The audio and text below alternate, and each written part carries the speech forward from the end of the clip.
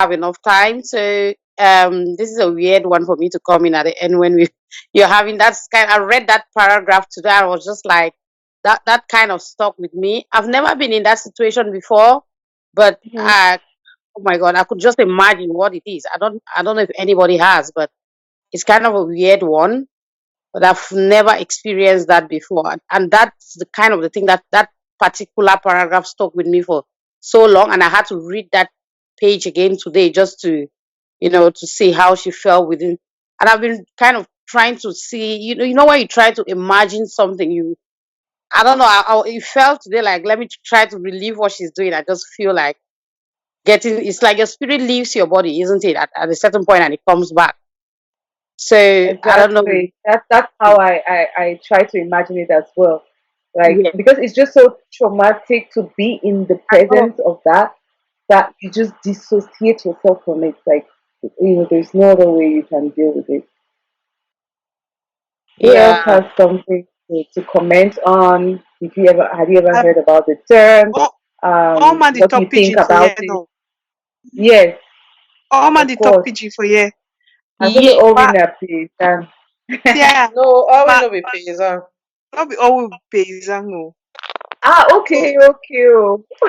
So speak English, please. So sorry.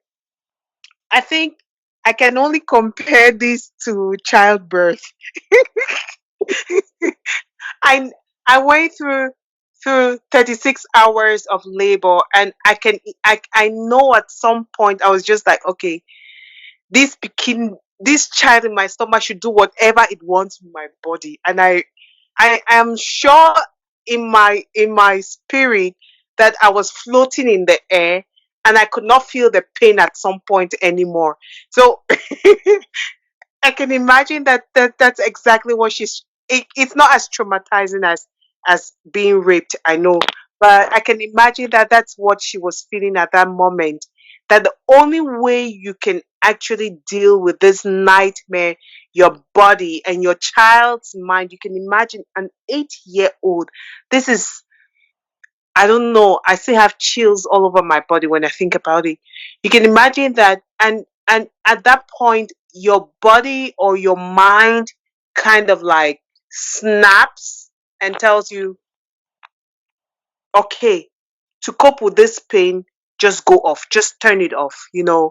So I think it's a good thing. It's a good thing. It's also some kind of defense mechanism, because there's some people who go through things like rape and they suffer from amnesia, because their body kinds of their mind and their entire body would snap and tell them, okay, you know what, I want to forget about this episode, and they would totally forget that they were ever raped if it's not something that is repetitive. So I can totally understand what she describes and what she went through. Thanks so much, Dorothy, for especially that one with amnesia. I think I've heard about that before. It's really amazing how our body, has these mechanisms to cope with traumatic events. So be it, you know, like inducing some kind of amnesia or um, going through this dissociation process in the act of it. So I'm also actually, in a way, really happy that we have this possibility to this coping mechanism. Okay, so since we have just 6 minutes left, I would say if I'll just say if two people, I will take two questions maximum, because at the end I want everybody to just give like a last word on their two impression about the book. So that means we are how many of us? Eight of us, and so there's just room for two questions, and we still will be a little bit over time, but I want anyone else who has a question or a comment um, to feel free to ask or say. I have a question. Hello, can I? I don't know if it's a question Yes, or please it's go the way I ahead. was thinking. I don't know if it's a question or it's the way I was thinking out loud while reading the book. Because Exactly. So it can be a question, it can be a comment, it can be anything you're feeling. Just yes, shoot, because spit it I out. was a home that had about 34 people living and all this happening. No one ever like fell on it, like you fall on something while it's happening. So this question kept coming up, like 34 people living in this house, even if people were going to work, people go to boarding school, no one ever like caught George red-handed. So how can we handle such a situation? I don't know if it's a question. I mean, that was the thing that kept coming up, and I know we cannot write this book, but I was like thinking, if you, after reading this book, if you had to rewrite this book, what will you add in, and what do you think was not correct in it? I mean, that is where, if you had to write the book, what will you do? Like, what will you correct? What will you say didn't like go, was not coherent? Yeah. Karen, I totally understand where you're coming from because after reading this book, it raised more questions than answers. I asked myself this same question. I'm like, how is this possible? How is this possible that this thing could go on for so long? I mean, it was a one-time, one-off Mhm. event. Okay, but how could it be going on for 3.5 years and no one? At some point, this is something about the grandma, and I was like, I was hoping, I was like, keeping my fingers crossed, like maybe grandma catch this George or something. Just like you, I don't have the answer to the question. There's so many pieces of the puzzle which are missing. I guess it's also difficult for the author to really put into words into a small book all that she went through. So I don't know. I guess we'll have to maybe go for the author's book reading if she has one, and we can ask her all these questions. But really, so many things left unanswered. I just have so many unanswered questions as well.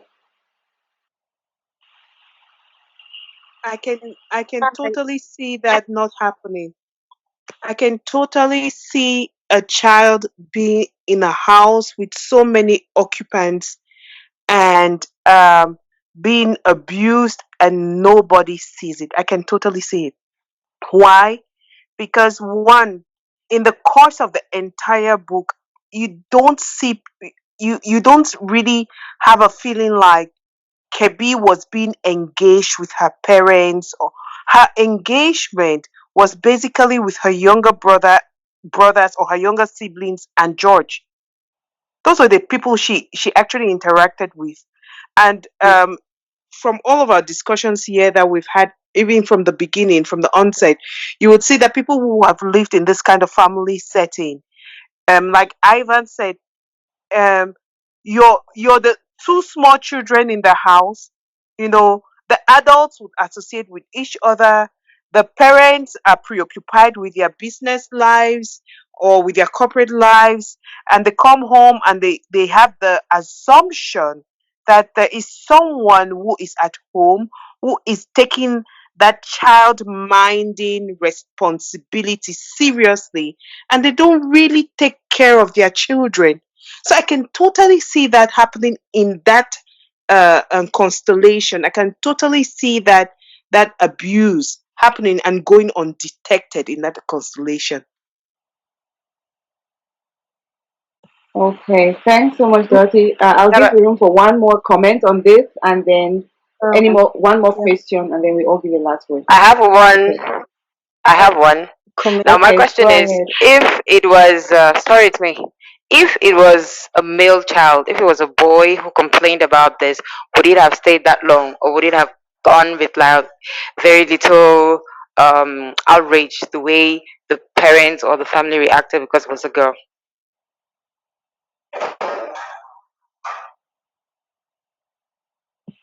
Anyone can feel free to answer Okay, let or me let comment. me jump in here. Let me jump in here. I think according to our roles in most African homes, and even here in Europe or in the Western world, child abuse on male children goes most of the time undetected, and even we don't pay attention to that because uh, the male child or the masculine role is a role of the perpetrator, is not the role of the victim. So most of the most of the time, male children also undergo abuse and even worse. And because they are, it's like their masculinity, which is something that is really huge in our concept of gender roles. Their masculinity has been usurped. It's been taken away from them. It's been ripped away. You know, they in turn, even from a little child, from a small child, they in turn feel like they can cope with this, and they can deal with this by themselves, and they will not even talk about it. I think that if this was happening to a boy child in that house, chances are we would never have heard about this. It would never have come to light, because the boy child would be like, oh, I can cope with it. I have to cope with it. I am a man. I have to cope with it. And which makes it even, um, for me as a mother to two boys, it makes it for me even more defensive, more I get more protective about my boys than Protected. girls, you know, because I know that I have to protect them more than I would protect my girl child. Because of course, so if a man starts somewhere and say I've been raped, and the woman stands and says I've been raped, who will society believe? They'll believe the woman more than the man. Okay, so since we're running out of time, I'm just going to jump in here and say, I'll just give a chance to everyone to say one word, one sentence, a paragraph about their final impressions about the book. So I'm going to go in this according to my screen, like in a clockwise fashion. So Delphine, Sombole, Dorothy, Karine, Ivan, Hannah, Kuko, and then Brown. So in that order, if you can just say one last word about the book, your impression. So, Bole. Well, I will say the book left a lot of mixed feelings in me. Anger, felt like committing murder, but by the time I finished the book, I am with you, Linda, and I think even I had more questions than answers. And I hope I could get the opportunity one day to talk maybe with the author. Maybe she will be the right person to answer my question. But all in all, I think it's a good book and it's called for a discussion. And this is a discussion that is very, very necessary in our society. And I've really taken it up to myself to try to push this discussion in any way possible, anywhere possible. It needs to be talked about. It needs to be talked about. So thanks to Manyi Anabor for this book. And thanks to Brown Hill and thanks to you all for all the insight and discussion today. Okay, thank you, Delphine. I think next up is Dorothy. Dorothy, any last words?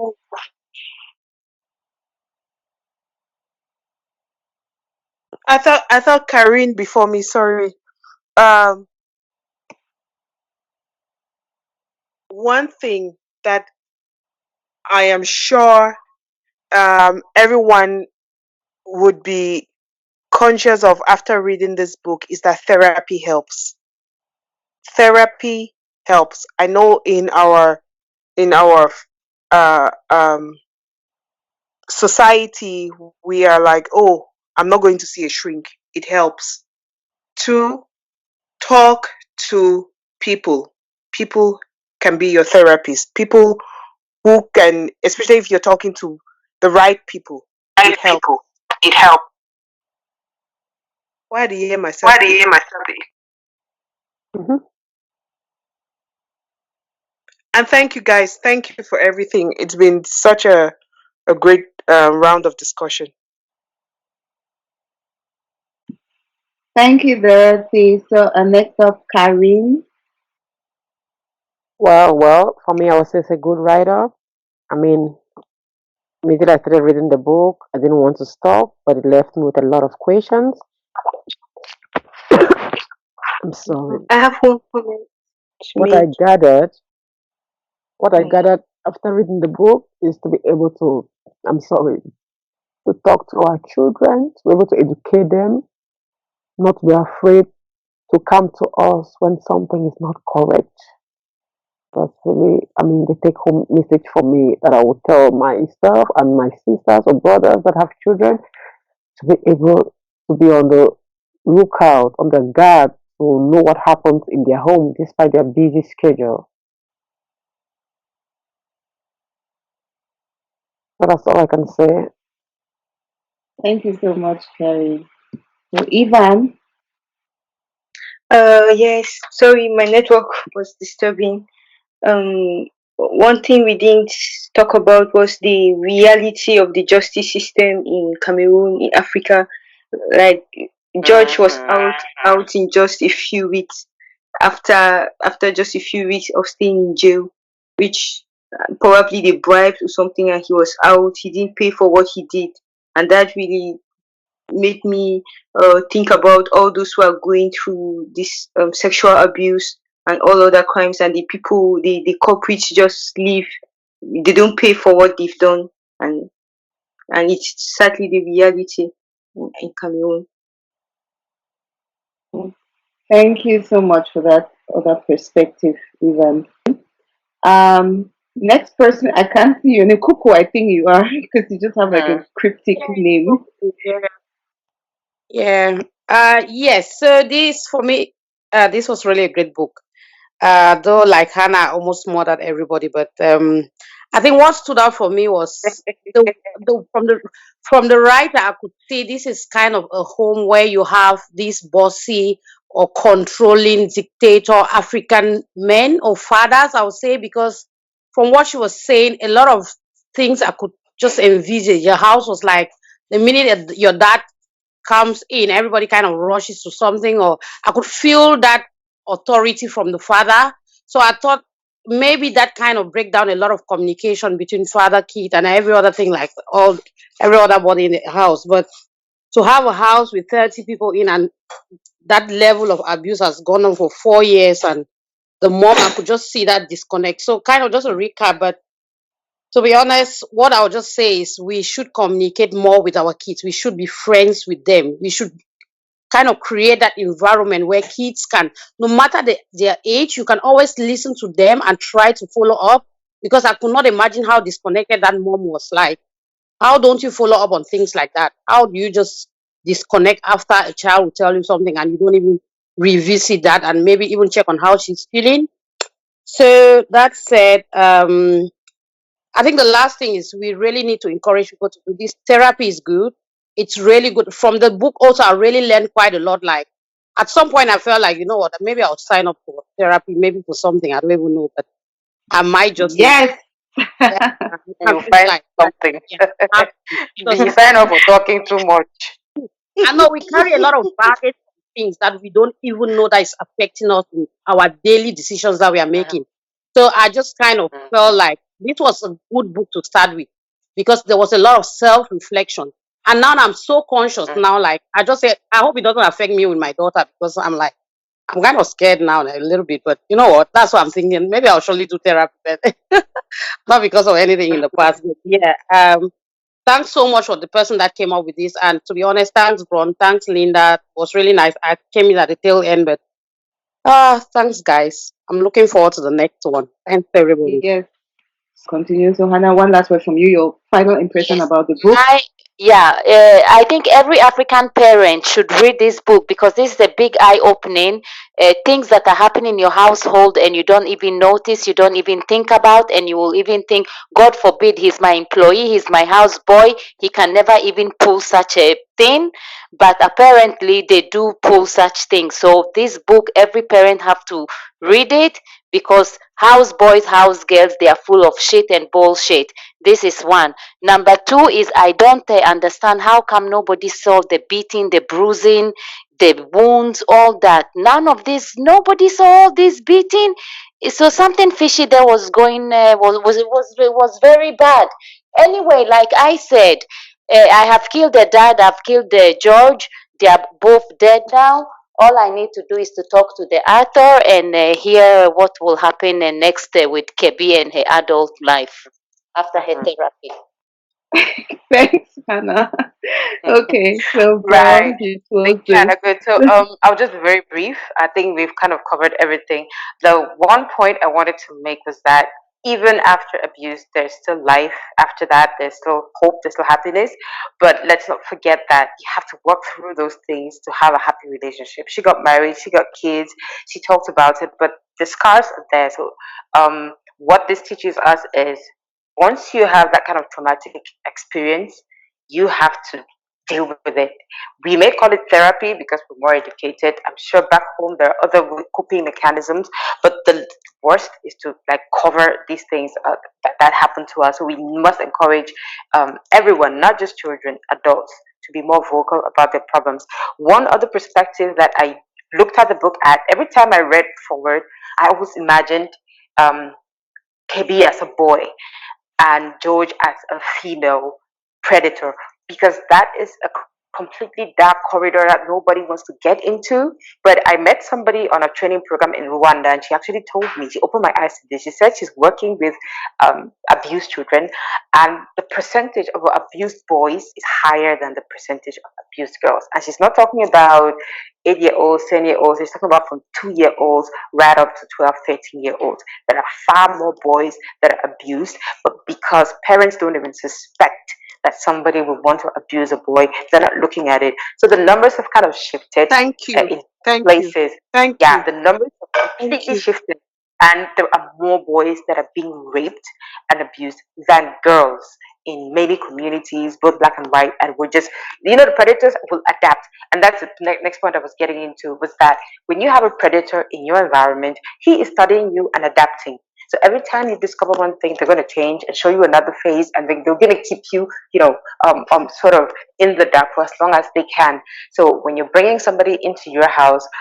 you have to do your screening. If you need to install cameras or you have your parents in there, I'm lucky I have my parents with me. Literally, I don't have any nanny, but if I have a nanny coming in, I make sure it's a woman who has a child. That way I know you cannot be that mean even if you want to be mean. So those are some of the things that, like Hannah said, every parent needs to read this book, and it's not just them reading. We know how lazy our people are, but we should go out there and spread that message. They may not read the book, but they would get the lessons out of the book, because this is something that we have to fight at a cellular level and grow globally, especially in our African communities. To conclude, thank you guys all. You made it a wonderful session. Thank you, Linda, so much. This was so educative, so original. It was so well done. So I have to give you props for doing this and for recommending this book. Thanks, Bole. I really